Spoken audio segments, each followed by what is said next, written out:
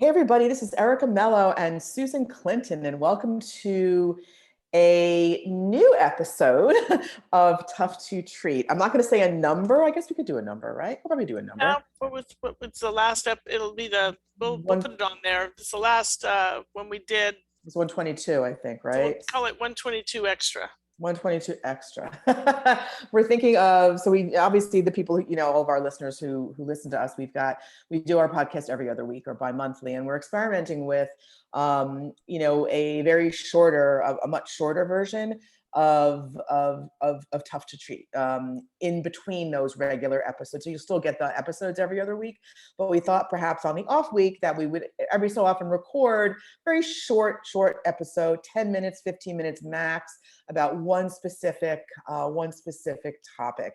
And sometimes it's easier to digest podcasts in smaller bites every so often. So, let us know what you think. It's an experiment, so we will get started. So we thought we would talk about picking a functional movement or a functional movement to in the assessment, right? So, and to evaluate alongside your patient.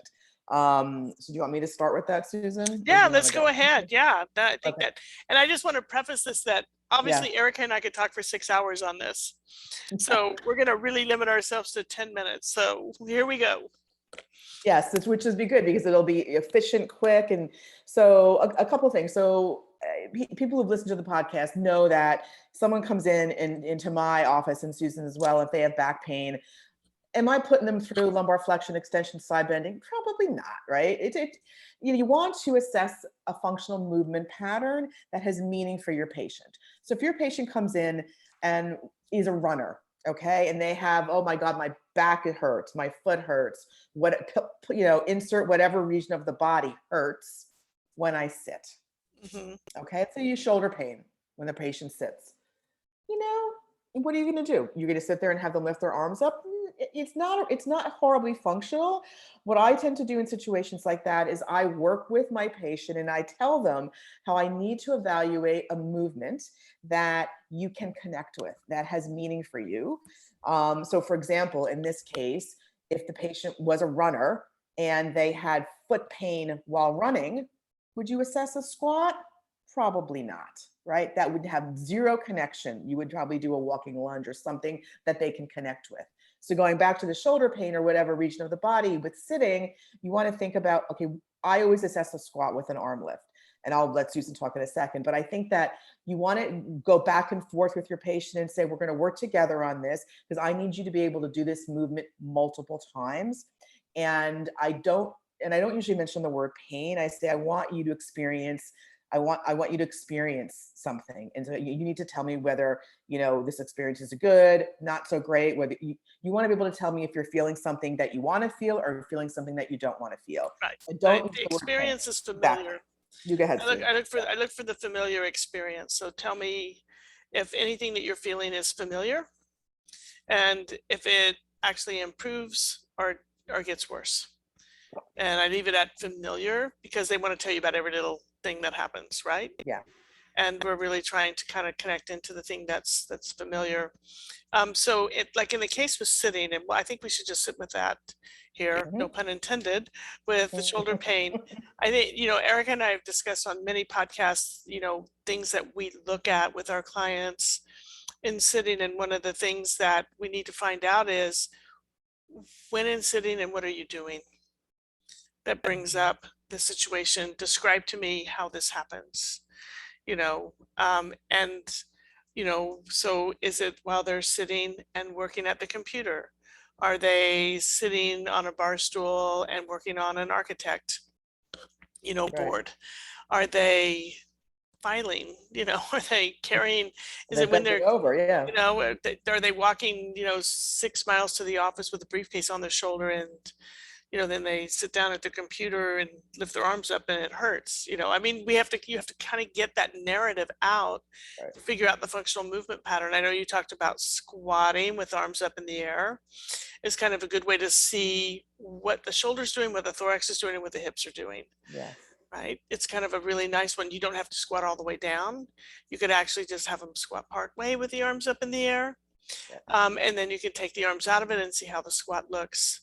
or you can just have them lift their arms up without the squat and see how it looks. So you can kind of Exactly. connect, the trunk, and that's a real nice mobile one for anybody who is having, um, shoulder pain. And the reason that I like that particular exercise is when you take them into a squat and raise their shoulder up, you're really looking at the whole ki- the whole system, the whole kinesthetic system connected, but you're also looking at neural tension, Yeah. because you're winding it up from below while you're lifting the arms up overhead above. And they may sit with you and be able to lift their arm way up in the air, and it's fine. But if they're sitting, at their desk and they got their feet up on a stool and they're, hurting, and, it may be that there's a neural tension problem in there that you're missing because you're just looking at the shoulder in isolation. Right, exactly. And you could also play with the foot position there too, the normal, narrow, wide. That's a great way, And if your patient says, my hand hurts, when I put my hand in my hand, like my back, like to scratch my, you know, and they're not connecting with the arm lift. I understand. Hmm. So you have to, I think the purpose of this is what we wanted to talk about is the patient has to be able to connect Yeah. to the movement and it has to be meaningful, right, Susan? Because they're not going to if you say, oh, well, you can obviously see things, but if the patient's like, well, I don't really know what I feel, that's going to make your evaluation 2 hours down the line and you haven't even finished. Hmm. It's so I think that's important, right? Yeah, and I think, talking about what you just said is really important to kind of help everybody understand. So they don't connect their arms overhead, but they do connect with when I put my hand behind my back, my shoulder hurts. Hmm. It's like that's a beautiful functional movement activity. Show me how you show me. What do you mean? Are they reaching behind them?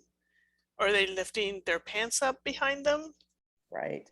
When they squat or whatever, right? Right. Are they doing it in standing and it hurts? Or is it worse when they're sitting and wiping? Right. I know Yeah. people are going to laugh at that, but that's a functional movement.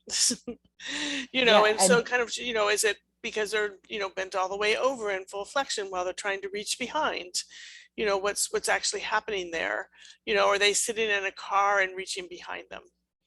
Reaching hmm. behind the back seat, is that really a shoulder problem, or is that, stiff thorax or stiff neck? But you have to kind of recreate that movement, and that combines multiple joints rather than just isolating out the original one. It's kind of like when we do the standing twist. You can look at feet, knees, hip, back, thorax, Yep. neck, eyes, Yep. in the transverse plane. And I Yep. think, by kind of, connecting it into something that's really familiar with them, then you can take them and have them go the other way and see if the range of motion is different. Is their experience Mhm. different? If you're reaching Yep. behind and grabbing your belt buckle, is that when you're having it happen? Or is it when you're Mhm. reaching behind you to get something, behind you in a file drawer? Yeah, exactly. And I think if for the listeners, if you don't feel comfortable assessing like that particular movement or a large global movement, break the movement down into components at least. Mhm. But I think the important thing is that do not discount the power of the lower quarter as a potential driver in your patient's symptoms. Yes, when you're sitting, there's a neural representation in your brain of your foot and your knee and your hip. I get that, but you're unloaded. Okay, so you want to don't say, oh, my shoulder pain is, only going to come from my shoulder or my patient's shoulder pain is only going to come from the upper quarter. Not all the time, Right. right? And a good case of example is reaching behind. Like, say it's your right arm reaching back behind. If Yeah. you have a hip that can't access internal rotation, your thorax is going to have to do some Mm, sort of funky thing in lumbar spine as well. You're going to yeah. have to side bend, drop your thorax, or over rotate the thorax posterior in order to get the arm around, because the leg will not, you can't make the shift onto the pelvis, off to the side of the pelvis. So you have to look at those things like, why is that happening? Why every time they go to the right, they do this funny, thoracic kind of weird movement to get their arm back there? And the Yes. scapula can't move backwards. So maybe perhaps the glenohumeral joint is getting, kind of Hmm. stressed, but it's Yep. not because the general glenohumeral joints, it's in trouble now, but it wasn't the reason that they're having shoulder pain. The reason is the below, like, what else underneath and what else underneath and what else underneath, which is Right. kind of what we do with our Exactly. narrative So you want to be out of pain, and what will that do for you? And they'll tell Yes, you, yeah, and then you go again, exactly. and then what will that do for you? And then Yeah, finally you get to the thing like, okay, so you want to reach behind without shoulder pain? Yes. Okay, what if we did it this way? What if we did it this way? So you can, that's how you break the movements down. Do you feel how you're like really doing this kind of weird side bending thing when you do it, or you can't really get around? Let's take a look at your hip and see what's happening here. So maybe you sit them with their feet flat on the floor and you start doing twists to see if they can actually access that motion side to side, or you come up into the thorax to see what's happening in the thorax. Is it being held stiff? Is it moving better one direction, not the other? right. I think that's a great explanation, because you think about it, you want to work you need to get the buy-in. Okay. I Yeah. mean, the patient, you need to get the buy-in. Okay. Let's get real. So, having the patients just move their arm behind their back and without looking at a global pattern. Yes, you need to explain to your patient why you're doing this, but you will get the buy-in that way, and you will work together with your patient in developing the movement pattern. And that's why, excuse me, in developing the functional movement pattern that you want to assess. And Mm-hmm. that's the part of the therapeutic alliance. We could go on and on about this, but you want to develop that partnership along with the patient, because so they can know, like, and trust you. This is very, very sort of simple business explanation, right? But you want to get the buy-in. You want the patient to get involved and the thing is, it has to be meaningful for them. There are so many times when years ago, we've all done it. The patient lifts their arms up and they have shoulder pain and they're not feeling anything. You're not seeing anything. You wasted 15 minutes. So it is worth to spend 5 minutes explaining this to your patient, and so they can actually be a part of the whole process versus just standing there and doing what you tell them. That's not probably gonna work with the more difficult patients, right, Right. Susan? So And looking at their compensations is important, because you may have yeah. to help them compensate in a different way to get over the acuteness.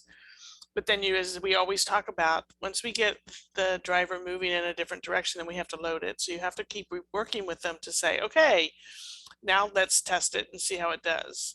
So looks like you can rotate a little bit more. Let's get more rotation in here. Let's figure it, but you're figuring it out as you go, Hmm. so that they're not just dropping back into the same adaptation that they did before, Yeah. because their pain has diminished. So they, then they come back 3 months later, well, it's all back again, and they're back to the same adaptation that they used before, because we never pulled them out of that adaptation that they had. We got it better. We treated the shoulder. Yeah, it got better. They could move it easier, but they're still stressing and straining it because we never took away the thing they were adapting to, which was the Yes. faulty driver underneath. Exactly. And so, yeah, just one final thing. If your patient has this is another, episode, but if your patient has, a foot injury and a hip injury and a knee injury in their prior movement history or prior injury history, and they have shoulder pain when they're sitting, and you don't look at a lower quarter, you have done yourself a disservice and them. That has to go on a priority list, because past injuries are very, at least in my, very high on the priority list as potential drivers, whether they're primary or Yeah. secondary. So that is very important. So pick a movement that encompasses a lot of their global issues, not just what they're coming in to see you for, but their prior movement patterning and their prior injury. Whew, that was a Okay. mouthful. Well, See thank you you, on, yeah. everybody. We'll see you on the next podcast. Sounds good. Yep. Bye. Bye.